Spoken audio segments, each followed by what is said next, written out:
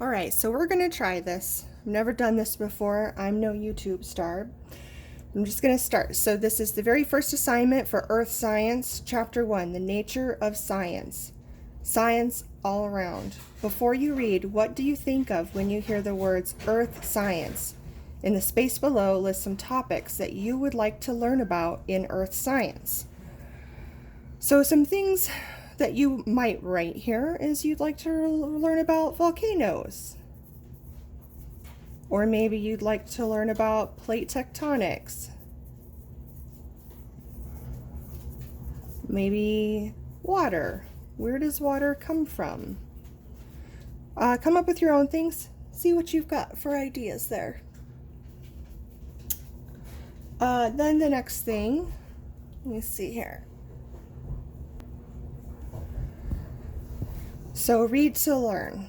Scientists are often like detectives trying to solve a mystery. In 1996, Japanese scientists discovered reports from almost 300 years ago when a chain of huge, fast waves called a tsunami had smashed the coast of the island of Honshu. What caused the tsunami? This was the mystery the scientists wanted to solve. So right here it tells you, it says, as you read this section, stop after each paragraph and summarize the main idea in your own words. So I would say, scientists, I hope you can read this, scientists are curious and want to solve mysteries.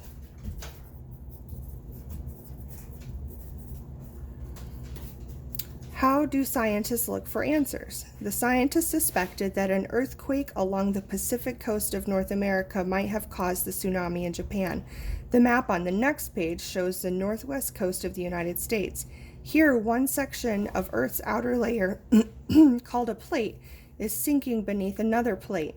This is called a subduction zone. Well, I wonder what that means. In the Cascadia subduction zone, the Juan de Fuca plate is sinking under the North American plate. Earthquakes are common in areas like this, but it would take a stronger earthquake than ever recorded to send waves rolling all the way around the Pacific Ocean to Japan. How would scientists find evidence of such a large earthquake? An earthquake, if I could write here, an earthquake wasn't big enough to cause the Japanese tsunami.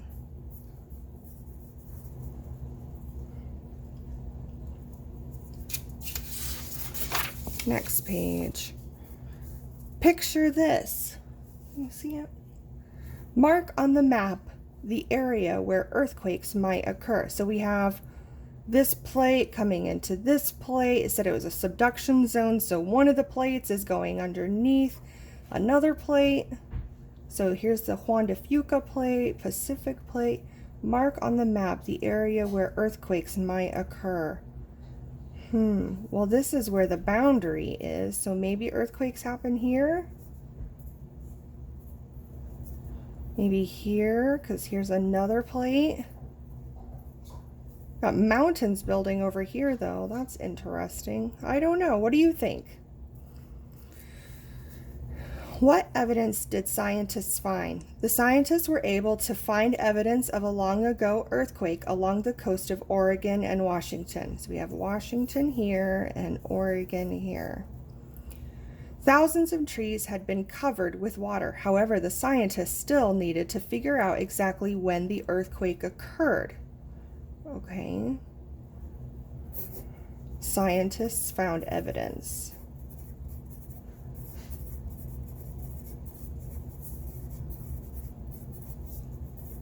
Of what? Let's see. Long ago earthquake. Of an old earthquake.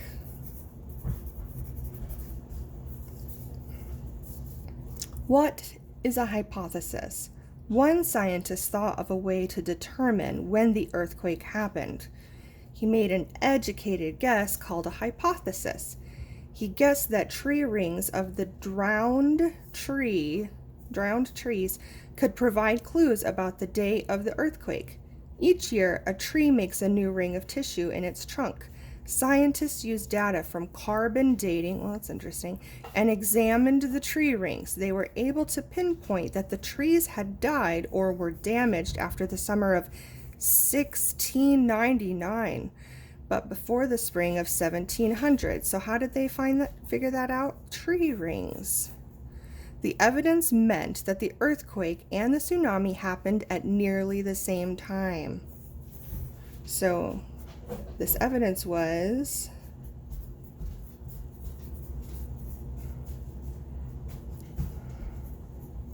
we have tree rings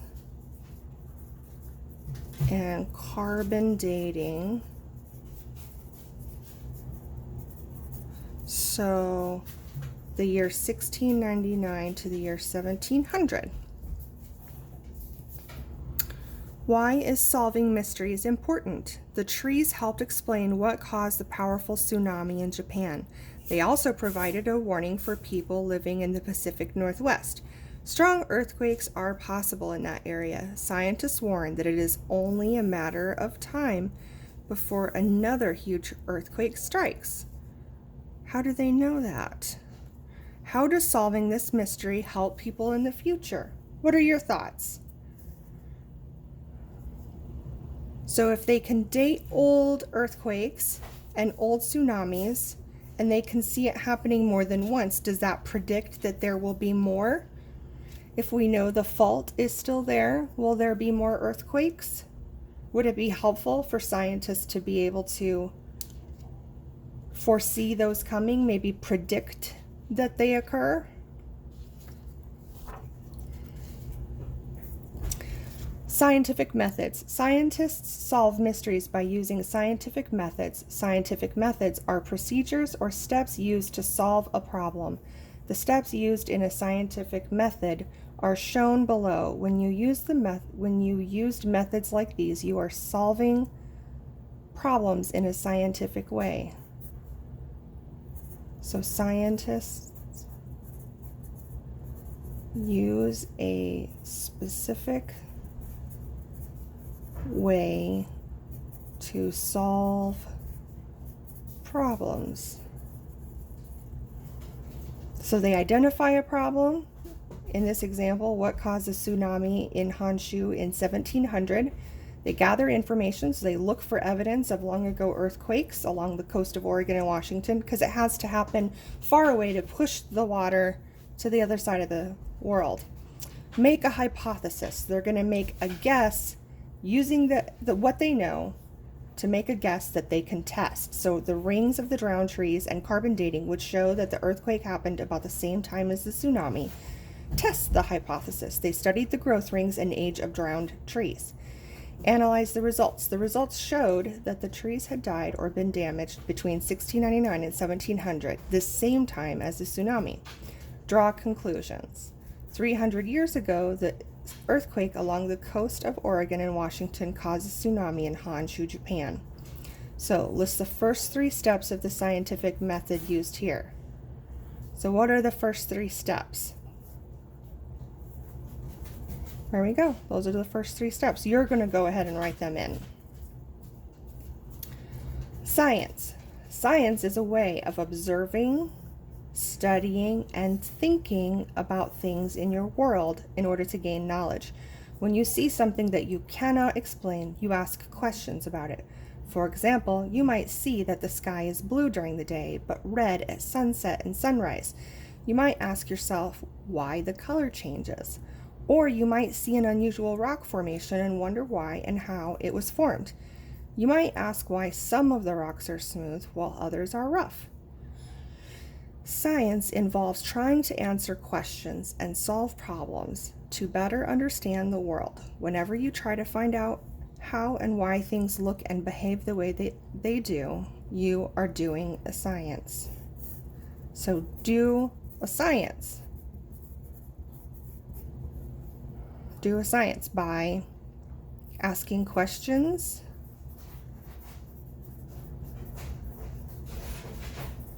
looking for evidence, testing, conclusions, and then of course, start over again.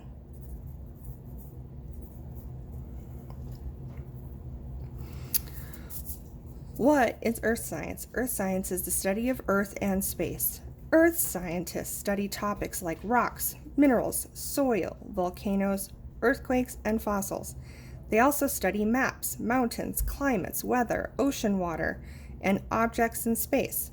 By using tests and investigations, these scientists have discovered much of the information you will study. There are still many unanswered questions about Earth science. So what is science?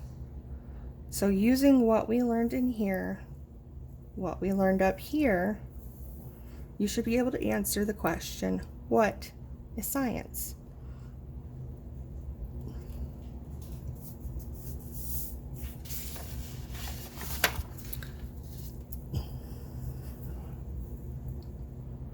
An important part of science is testing or experimenting. Good experiments take careful planning. For instance, imagine that you want to know which brand of dishwashing soap cleans best. You may hypothesize that one brand is better than another, so making an educated guess that one brand is better than another.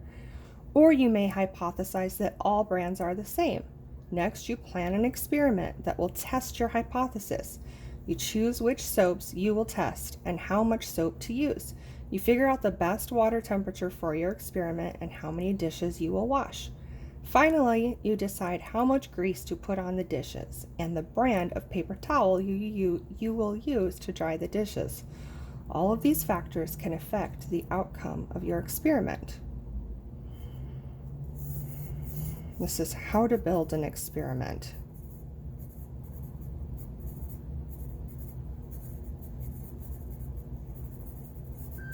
What does this say?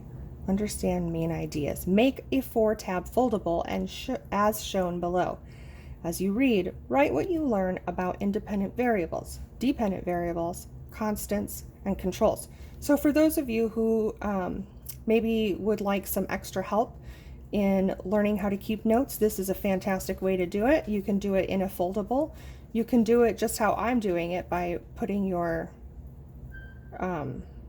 ideas to the side so that you can go back and figure out where they are. You can also do it by making hand notes on papers, on a separate sheet of paper. What are variables? The factors that can change in an experiment are called variables. Test one variable at a time. The variable you want to test is the brand of dishwashing soap. This is called the independent variable. The independent variable is the one variable that you will change during the experiment. Only test one thing at a time. It's hard to know which brand of soap worked the best if you use different amounts of soap and different brands of soap and different temperatures of water and different types of towels and different types of dishes and different types of grease. You won't know which one worked the best. The variables that do not change in this experiment are called constants. Some constants in your experiment include the number of dishes you wash and the temperature of the water. You would wash the same number of dishes with each brand of soap, and you would use the same water temperature of each time. And you would use the same amount of soap.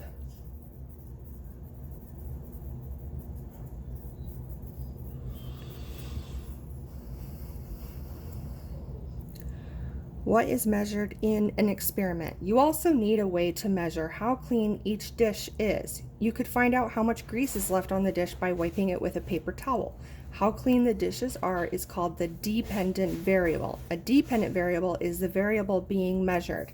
So in this case, the dependent variable, in this case, how clean the dishes are.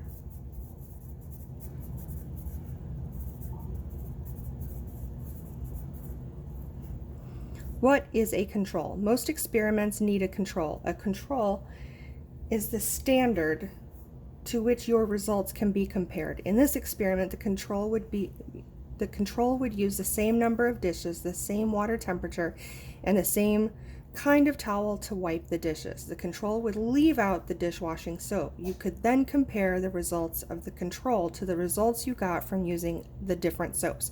So you would wash the same number of dishes with the same temperature of the water, using the same paper towel, but without the soap. So in this case, what is the dependent? It's asking for the dependent variable in the dishwashing soap experiment. So as we've read through, as we've made our notes, go ahead and write in which variable was our dependent variable. Why are experiments repeated? You have to repeat your tests many times to gather data. Each brand should be tested the same number of times. Also, there should be a large number of samples. If one brand of soap comes out best 5 times in 5 tries, then you can be more confident in your conclusions. If you use 20 plates in each test, your total sample for each dishwashing liquid would be 100 plates. If something in a scientific experiment occurs only once, you cannot base a scientific conclusion on it. So, more tests repeated means more confidence in conclusions.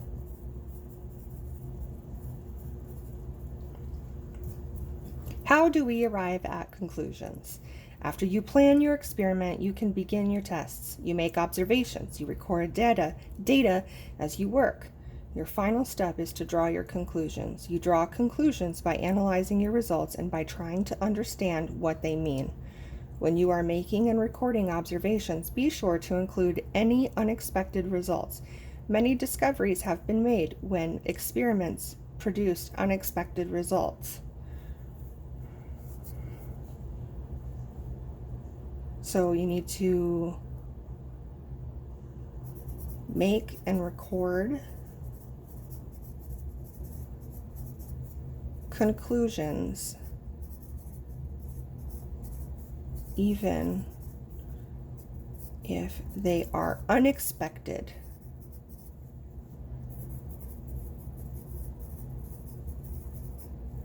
So why are experiments repeated?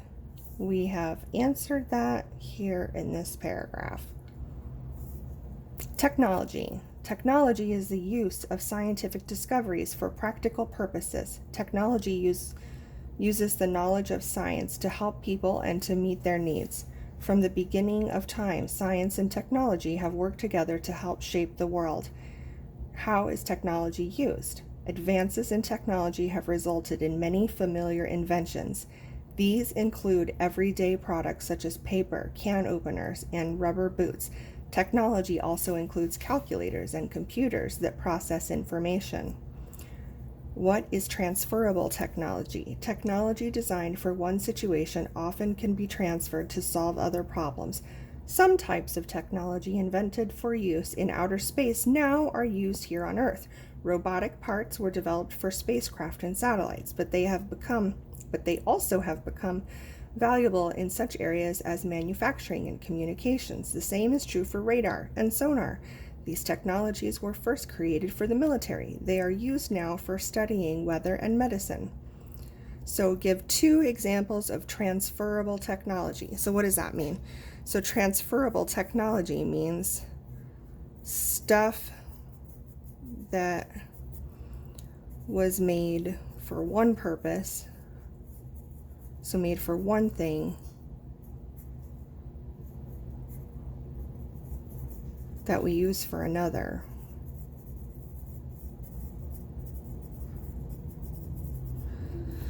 So I have finished reading. I'm sorry, this is my first time. I am not a YouTuber. I have never done anything like this, but these are my notes. I hope you can read them. I hope that is useful. I hope it will help you in some small way better understand the assignment. Hope you're well.